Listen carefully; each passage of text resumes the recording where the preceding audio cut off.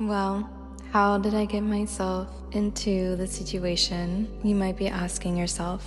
Let's go back to the beginning of my trip. It all started at this very waterfall. As I sat here with the water flowing behind me, I was faced with ancient beliefs of myself, something we all hold, a story that was created for us and meant to be broken by us. Mine was that of fear. I was complacent, which made my life far too stagnant. I learned that traveling creates a new loop, a new pathway, and an opportunity to change that story. And so I found myself taking yet another spontaneous trip, this time to Argentina. It was unplanned, and I had to become someone who wasn't afraid of the unknown. I rented a car for the first time ever, and it's something I've always avoided when traveling. I just never saw myself as someone who could confidently drive in an unfamiliar country. The first day on the road was terrifying. There was cursing, sweat dripping down my face, and hands were shaking. But I chose this, specifically because I wanted to drive through the road of the 7 lakes in Bariloche. Bariloche is a beautiful town located in the heart of northern Patagonia. This was also the first time I saw a carancho, a majestic raptor, one that I would cross paths with many times over. I then drove 2 hours south to El Boston, where I did my first big hike. The hike I did was called Cerro Puntricajon, about 13 miles long with a 3,500-foot elevation gain. I was alone for most of it, and I fell about 3 times thanks to the rocks. I definitely recommend hiking poles when hiking in Patagonia. I then flew into Ushuaia, which is referred to El Fin del Mundo, translating to the end of the world, and located in the southernmost tip of South America. I set out to conquer yet another long hike to Laguna Esmeralda. It's in moments like these, still and quiet moments, that I feel an immense sense of gratitude. I know I should feel far away from home, and in a quite literal sense, I am thousands of miles away from home. But here, I don't feel that. I feel the presence of Mother Nature, the water flowing down the stream, the wind blowing in my face, and the trees waving hello. I'm never far from home because nature is my home.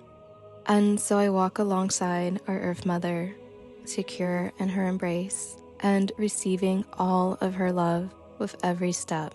And it's in this space that we can receive new insights, new possibilities, and answers to our problems. That is a gift that she gives us. So here's the beautiful Esmeralda Lake, the second sighting of a carancho, also called the crested caracara. A cool fact I learned about them is that they are the only falcon that collects material to build a nest, and they're often seen walking on the ground. While I was here, a local told me about a glacier that was quote-unquote a little beyond the lake. Just a little, he said, which I would soon find that it was in fact a little far from the lake. As you can see, I got pretty high up from the original hike I had planned, which was just to the lake and then back. And a toxic trait I have is having this deep inner desire to conquer a hike. And that means finishing it to the end. And that mindset doesn't really get you far in Patagonia. The first reason being the remoteness and vastness of it all.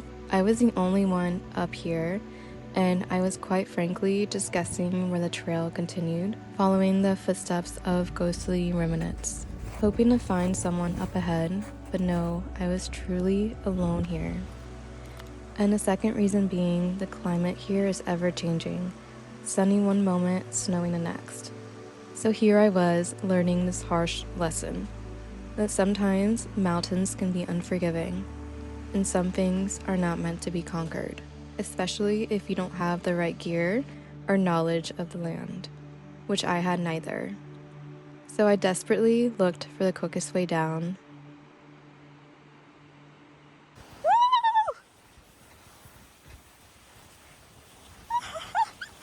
Shit! Oh! I'm going down, I'm going down.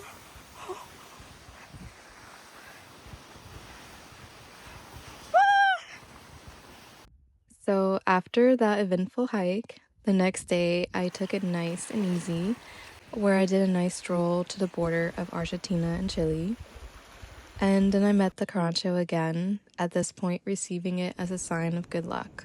So if you're watching this right now, it means you will also receive an abundance of good luck. I then went on a small boat to the island of Martillo, where the Mantillatic and Tinto penguins live. We first stopped at the Acatachon Museum, where there were cool marine animal bones, before seeing them in live action. I knew I had stepped in a sacred space, and it felt nice knowing that some places of the world still care about keeping things wild and free. I also brought my little Sony camera, but the shots came out horrible. But I kept some shots, and I really like this one with the guy going back into the boat.